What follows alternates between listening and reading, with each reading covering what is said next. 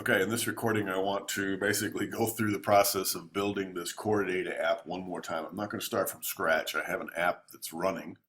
Just want to show you where all the changes are made. I'm going to leave the other recordings out there, but I might renumber them as X1 and X2 and X3 or however many there are so that you know that those were a little crusty. Just as a reminder, when we created the core data project, when you create the project, make sure you use core data. If you do that, then you get a bunch of boilerplate template code that you can simply modify to make a core data app, and that's basically what we're going to do. What we struggled with in the early recordings is bringing in an existing database, and so hopefully we're going to get that cleared up here, and it does work, so we'll go there. But a lot of that stuff, when you build a core data app, a lot of the code that you need is already defined in the app delegate.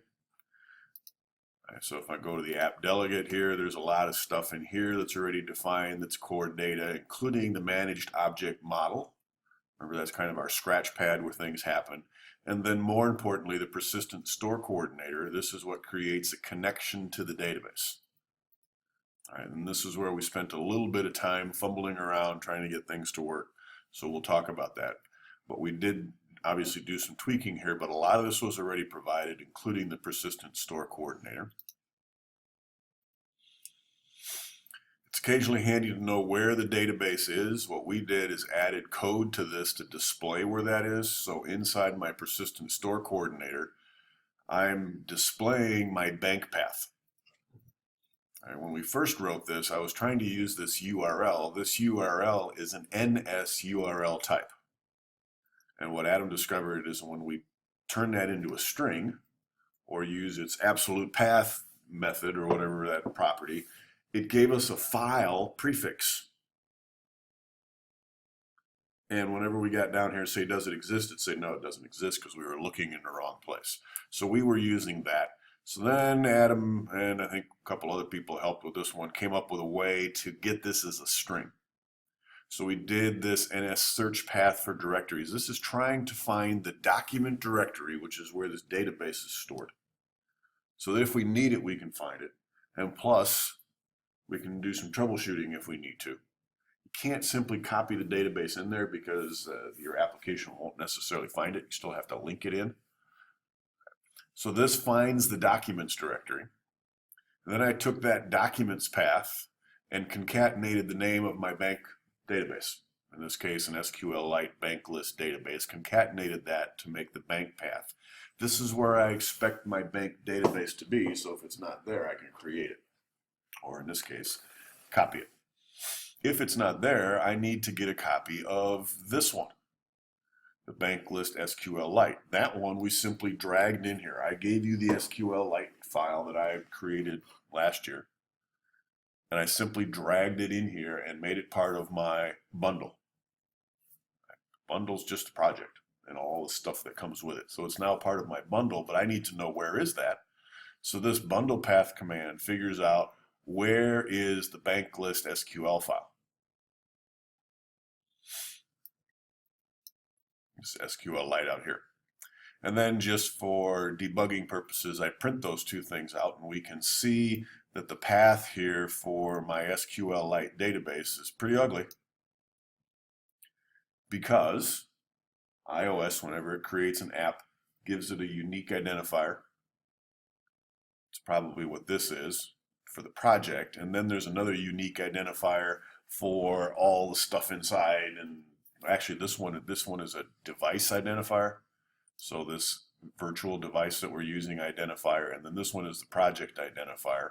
Go into the documents for the project, you should find bank list. But that's buried pretty deep, and remember, and again I'll leave the other recordings out there, in order to actually get there, we had to find this hidden library file and go to it and then navigate, and it wasn't the easiest process. But I think because we're finding the path here, we don't need to know where that is too often. Beginning to question my need for that. But it did help us in the debugging process. So then this statement was already there. Underneath it, to make use of that error command, we're using it right here. We said, use the file manager. Just creating a variable for that file manager so I don't have to repeat this over and over and over again. If the file for the bank path does not exist, there's a not. If If it does not exist, then use that same file manager and copy the bundle to the bank path. So copy it from here to that folder out there. If any errors occur, this is another error we have to be careful of. When we type this, that has an ampersand in front of it. We're looking for the address of this error variable for some reason in this case. Excuse me. Those are always good on recordings. If for some reason this fails, we get another message saying it couldn't copy the database, and that's kind of what led us to our error debugging, saying something's wrong here. We just started printing all of these things out. And they were giving us what looked like reasonable answers. But one of them, the doc, when we converted this URL, one of them gave us a file, colon, backslash, backslash, all that kind of stuff, and that was causing all kinds of trouble. So at this point, the database, if it's not there, should be copied. Remember that if you have an old version of the database out there, and we'll put this in the recording, that you also need to clear out the old application. Two ways to clear out the old application. The easy way is to go to the iOS simulator menu and just reset the device completely. Wipes out any apps that you and I have installed. If you just want to remove one, leave others there, you can push and hold on an icon. It probably won't work with this one because I can't delete it. And it'll start jiggling, and it'll have an X, and you can delete it. And then if you press Command-Shift-H for home again, it'll stop jiggling and the app will be gone. When you delete an app like that, you're basically uninstalling it, and all of its data goes with it. If the structure of the database is wrong, that was the other thing that was wrong. If the structure of the database is wrong compared to what the program thinks the structure is, it won't run. Okay, so back to the notes. We found that library. This is already included in the code. We just said print that URL. Now, this one I didn't update. I should have updated that. All right, but this will work. It'll show us where it is, but it'll put that file prefix on it. This URL command is still necessary. I need to know where it is as an NS URL because that's what this coordinator down here wants. It uses the URL variable as a URL. So we can't give it a string there, but we want a string when we're using the file copying stuff. And so those two, there's probably a way to get them to play together better, but right now it's working and I'm happy. Or at least a lot happier, let's put it that way. Okay, back to the notes. What else is in here? Once you've located the folder, make a shortcut to it. I think with all the debugging I was doing last year and even this year, I was going into that folder a lot. I don't see myself going in there much anymore and playing with that file, deleting it manually. You could. I don't see myself doing that very much, so I'm not so sure you need a shortcut to it. Where it's important is figuring out these things so that we can copy from the bundle to the documents when we need it. But this actual path we probably won't need. All right, we wanted to use an existing database just so we don't have to type in a bunch of data to see our program working. This caused more trouble than it was worth. I almost gave up on it. This database is something that I created. The way I created it is went to US.gov, the US.gov site, and there they have all kinds of data that you can ask for. For the homework assignment, I've collected data on congressmen from at least a few years ago. Congress people, and you're going to use that as your app unless you want to build your own, but that's kind of risky. I downloaded that as a CSV file. I looked at last year's recording, sucked it into Excel because Excel brings in CSV files very, very quickly. Deleted the data that I didn't want, the columns that I didn't want, saved it back as a CSV file, wrote a C# program to read the CSV file in and convert it to a JSON file. And then using a Wenderlich tutorial, wrote a program that read in the JSON file and just stuffed all that data into the database with this structure.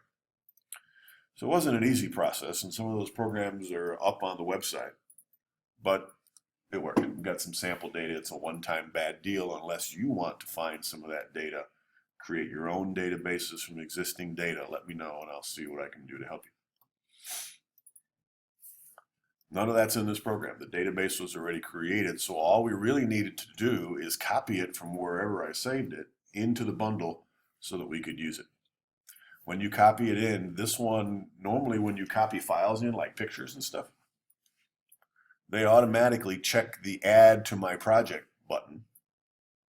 For some reason, the SQLite data didn't do that, so you need to make sure you check that little box that said put it in my failed banks project.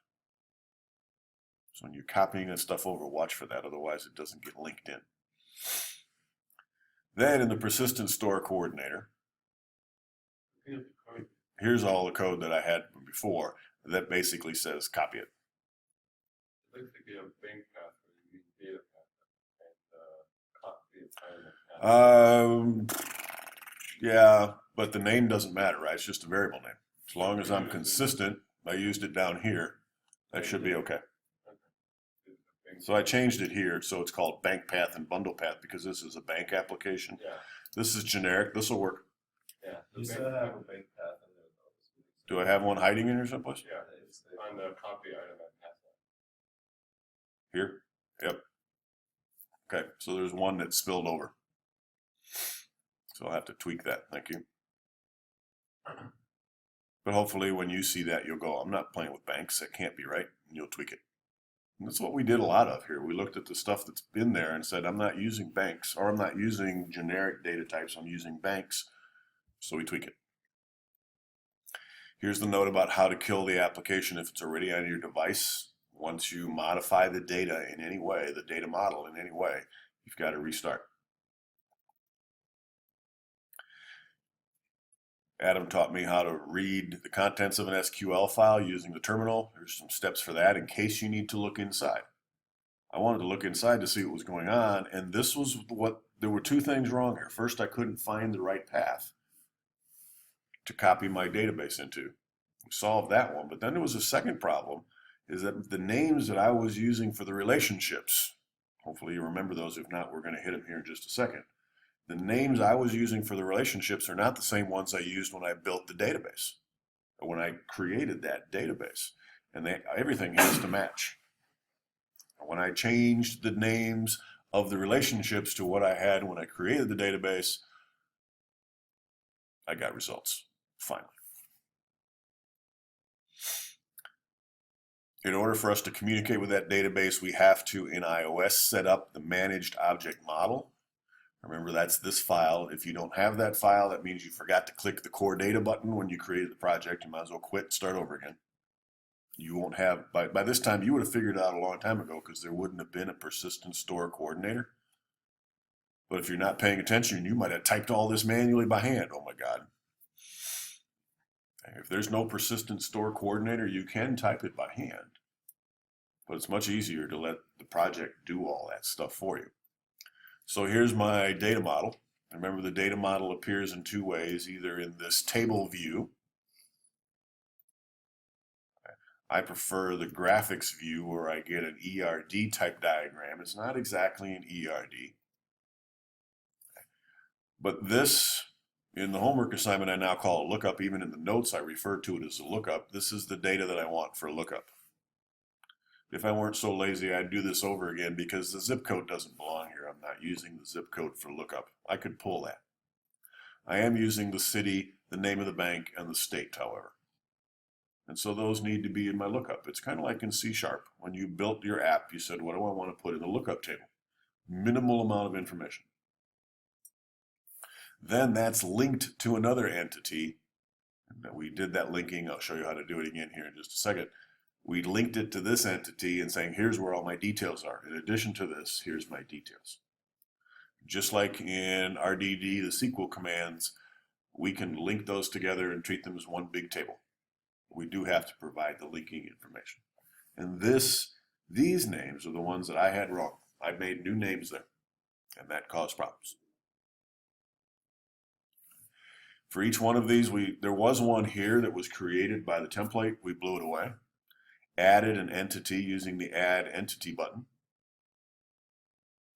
And then in the entity, added a bunch of attributes, fields, and for each one designated its type. There's a lot of other stuff there I haven't played with yet, mins and maxes, and whether or not they're optional or required and all that kind of stuff. Because I'm using existing data here, the types are important, but nothing else.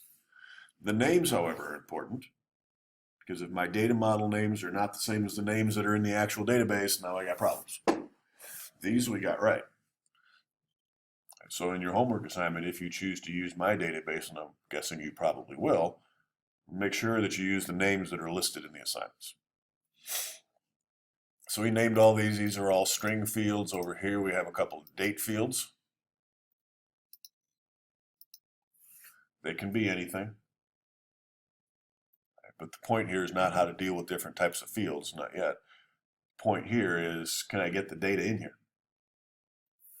Then we needed to define the relationship between the two entities, and you do that by pushing and holding on this and choosing the, maybe it's this one, add relationship button. That then asks you what's the relationship and what do you want to call it. That's where I misnamed them. Needed to name these right. So here's the relationships, and we just gave it a name. That's all we had to do. And a destination. Who's it going to? This one, dates, points to the bank dates. The bank date relationship, and this is a recommendation from Wenderlich and Apple, both, goes the other direction. We don't use this one in this program, but it's probably handy to have. Here I call it info. That was the name that I had wrong. It points back to the bank info table. Okay. And in this case, I defined it as a inverse relationship, of dates. If you don't do that inverse, you get two arrows, one going this way, one going that way. Seems to work better if we have one. So after I made the second relationship, I defined it as an inverse of the first, and you get this kind of picture. Now this matches what was in the original SQLite database exactly, and it has to. That's why we weren't getting results. It's the downside of trying to convert all this to Swift at the same time you don't know if it's your Swift syntax or if you did something else wrong, and in this case it was probably a combination of all three, Swift and figuring out where the folder was and not having the right names in my model. If you have questions, stop me, otherwise I'm going to keep flying through this. So we've defined our data model by adding, here's big yellow, dark red notes, got to use the names exactly for everything. It's got to be called bank info. The field names have to be this with the right type. Field names have to be this with the right type. And then the relationships have to have the right names as well. We then created wrapper classes for these. By default, I even forget, I think it's still in here someplace.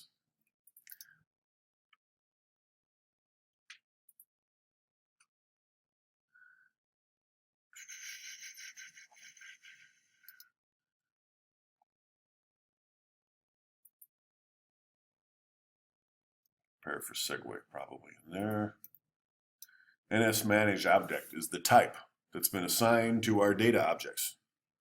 NS managed, meaning iOS is managing it. Type.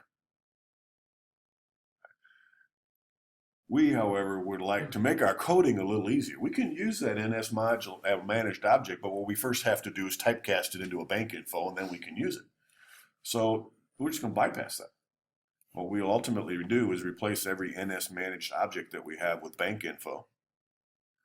And then we can just say bankinfo.name, bankinfo.city, and use that class. But in order to do that, we have to define our own classes. The easy way to do that was to do a file, new, file. And we chose an NS managed object subclass, meaning we're going to use NS object to now define our own objects. When you click on that, it looks in your object model and finds the models that are there. And then it finds the entities that are there. You just check them all. And then what it did for us is created the info class and the dates class. Those got created automatically by that process. The only thing to check here is when you create these to make sure that the info variable, the one that goes back to the other, that's the relationship to the other table, make sure it's the right type. One of these was still NS managed object. We had to change it. And here, this one that's again the name that was wrong. Now it's right. And it's the right type. So are those the wrapper class then? Both of those are wrapper classes that wrap around these two things. So when I want to refer to them, I can just refer via the class instead of a generic managed object. We have a specific managed object. When you created those files, didn't you have to make sure you use the iOS version of the file too? When you did the file? We got there ultimately, and that is in my notes. If you look at this one, the bank info, I have put an OBJC, Objective-C class name for this as well. And that was Adam's experience. Again, if you get an error that comes up and looks like assembly language, just these 3 little letter command things, it's probably because it doesn't recognize this class yet. This is core data. Not all of it's been converted because we're still using a beta version of Swift. And so the solution to that Adam found was to put this on the front. If you get that assembly language error stuff, look in your error messages down here and it'll tell you which class it can't find. Stick one of these at the front, see if that solves the problem. Seem to here. I think what Reno was talking about was when you went to create the file. Yeah. It was the iOS and the Xcode. Xcode. I don't remember doing that. Was that part of what I had to select? Yep. So when you did File file new. new file, was it iOS. Oh, thank you. Yes. Because Here we did this once and got some weird stuff. So yeah, we're doing everything in iOS. Notice that interesting core data and its managed objects are available if you're writing code for the iMac as well. But we're not. So yeah, let's be careful. I want to make sure I'm in iOS, core data, managed object. Thank you.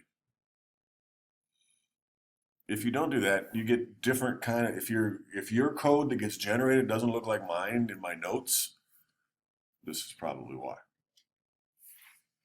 Thank you for reminding me about that. Something to always keep your eye on. And what was annoying is it already said managed object up there. Probably because I screwed it up. And then I fixed it in my office and brought it in and never reused it here as an iOS managed object. If I come back to another project, this will be in iOS. But the first time I did it in class, I probably screwed it up and chose OS X, and that caused all kinds of trouble. Good, thank you. So there's the managed ones, and does this say ensure the language is Swift? Here it does say iOS. I may probably need to boldface that to make sure it's iOS, not Xcode. The class gets created automatically, and here's the Adam Holte note again. If it doesn't work for some reason, try sticking this in the front. Now, I didn't put that in the front of my bank dates class. I might need to. We'll see. At this point, to get as far as I want to get today, I didn't need that. Now I want to get the data from the database. We've already made sure it's there. Now how do we get it? This is where we start needing to do some tweaking here. Getting the data, we need to modify our NSFetchedResults controller class. The template for master detail already contains that fetch controller. And it provides everything we need to get data, but we do need to tweak it slightly. Let's go find that fetched results controller in the master view controller. It's down at the bottom. And again, if this code doesn't look like yours, it's because you used the other one. Notice it creates a property basically, right? Because it says var. But it's a property with calculated stuff, so in a way it's returning a controller that manages all my data. How this works is magic to me. I'm glad it's there, and it's not too tough to tweak. First thing we have to tweak is this entity here. It was probably, or it didn't have, it might have had the old database name. It may have changed this, I don't remember anymore automatically, but we want to make sure in the fetched controller that the entity name is our lookup entity name. Capitalization is important. Don't think there's anything else hanging out here. Nope. Fetch batch size, I've never tweaked it. It brings in 20 records at a time is basically what it's saying, which is enough to fill the grid with a few extras. And then every time you're flinging through that, it gets another 20 or another whatever it needs, and magic. there's 200,000 records, it's bringing them in 20 at a time, but it's so darn fast that we can't see the lag. The other thing we tweaked is how do we want this sorted? This was by time because the default application they gave us was a time application. We want to sort by one of our fields, again, in that lookup entity. You cannot sort by one of the fields in the child entity. If you want to do that, you got to move it to the lookup. Of course, now your data is all mangled and you have to redo your SQLite file and plan ahead. The ascending was set to false because the default app was using dates and they wanted dates at the top. We changed it to true. The rest of this code was already written.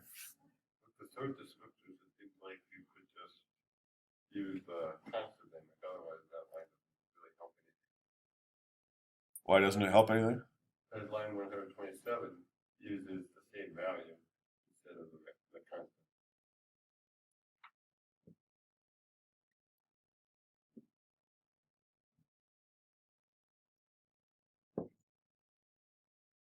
You talking about this one? Yeah, it doesn't. I could remove that. However, there's extra credit on your homework assignment that says sort by two things. How do you do that up here? You don't. You create an array of sort descriptors and probably put that in here instead.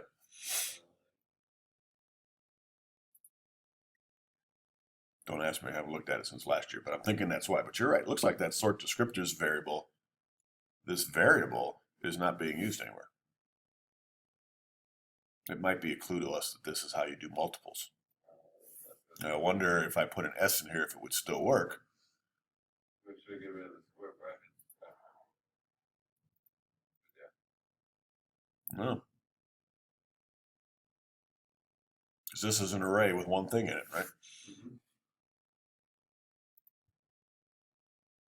And yeah, if you were using the plural one, you'd probably get rid of the square brackets and say it's the array, because that already is an array. Good, you're halfway to the extra credit. What else do we change here? I don't think I changed any of this stuff. Fetch controller results. This actually goes out and gets it.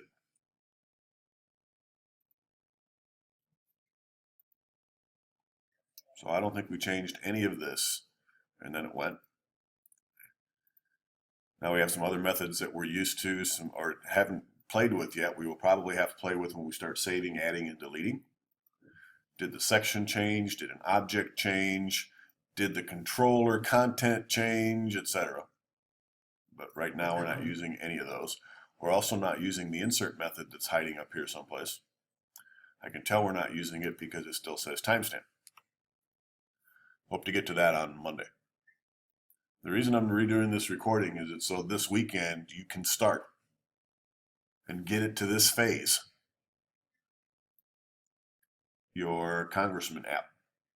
Get it set up, lay it out, get it to read the existing data, sort it, filter it, all that stuff we're going to do today.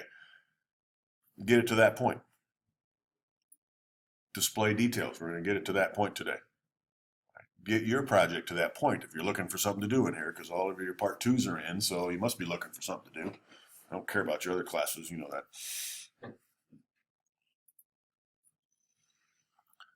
Let's keep plugging here. I'm watching the time of my recording. We've got kind of a late start. Okay. So we put in the bank info. They had entity in there, I guess. And we sorted by name, ascending. And there's a bunch of other boilerplate code that we didn't do anything to. We might look at later. We then went into the master view in the storyboard. And I changed this because I wanted a subtitle. I changed its type.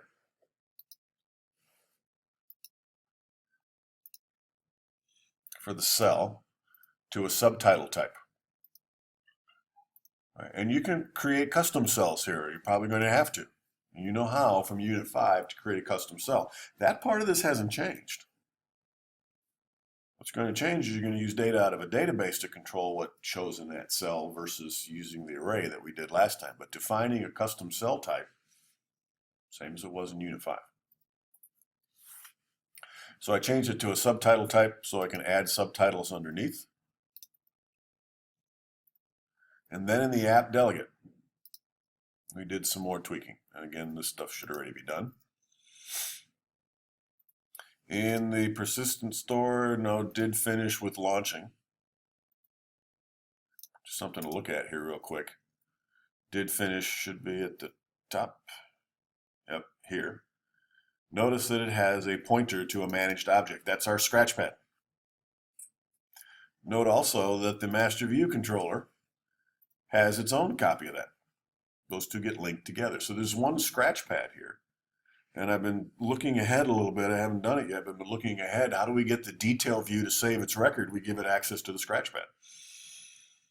And so the detail view, when we change things, changes the data in the scratchpad. And then when we go back, we have to tell the fetched results controller that we changed it, save the data, and let's get on with life. But that's looking ahead. So all that's in there. Since most of the code is already done, we just need to tweak it a little bit. Fetched results controller, change the entity name, we did that. And one thing I did add to this is if you're using a subtitle cell, the detailed text label is optional. So if you're going to refer to it, you need that exclamation mark. So if I go into my master detail here, and I'm not inserting, I'm doing the view for row at cell, and that's done in configure cell. So here's configure cell. This was tweaked. This had some name in it. I don't know what it was, but this is the object that we're pulling out of the database.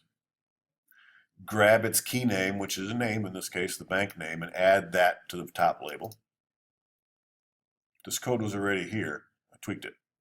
Then I added the second line for the detail label. There's that exclamation mark because it's optional here. Even though it is a subtitle, you don't have to put a detail label on it. And then I grabbed the city and put it in there. Again, the exclamation marks I'm pretty sure were there before. So that's the first thing we said is, this is what I want in my cell. So we had to tweak that.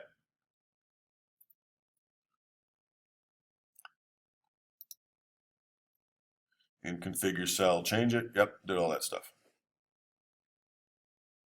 And at this point, it should have run and should bring everything in, and it does. If you've done all the tweaking, we already did this one, we already did that one. At this point, when you get to this point in my notes before it says filtering, and when you get to page 10, you should be able to run and see Congress data in your table. Bring that database in. So that's what we did in the last 3 hours in 1 hour, but we didn't have to do any typing, so it's a little bit faster that way. The code's already there. You have both. My notes should be fairly current now. A couple little mistakes in there I'll clean up. The notes are fairly current.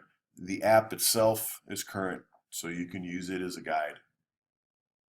And then, of course, use each other and me as a guide to help figure out which step. That's what seemed to happen in Unit 5, is if yours didn't work, it's because you missed a step. Or you hadn't gotten that far yet. Up until you get to page 10 here, this isn't going to work. We have all the last tweaks here that have to be made, particularly for the cell, before it's going to work. Let's stop the recording there, take a little break. When we come back, I'm going to show you a couple of new things. Shouldn't take much more than 20 minutes, I hope, to show you how to filter the data.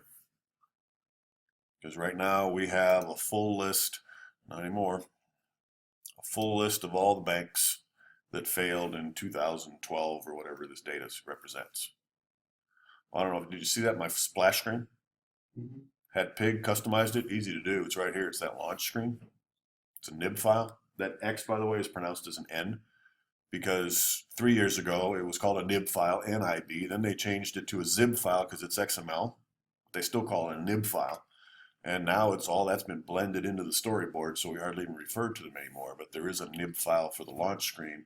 It's like any other screen. You can drag stuff on it and rearrange it and do whatever you want. So here's all my banks, all kinds of them.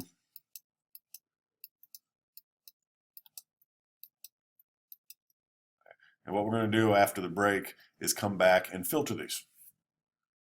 I only want to see the banks that failed in Wisconsin to show you how. What I'm not providing you, because we don't have time, what I'm not providing you is how do I do that so that I let the user pick what they want.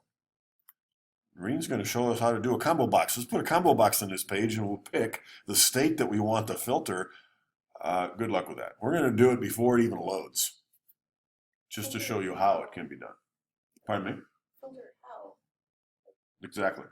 Okay.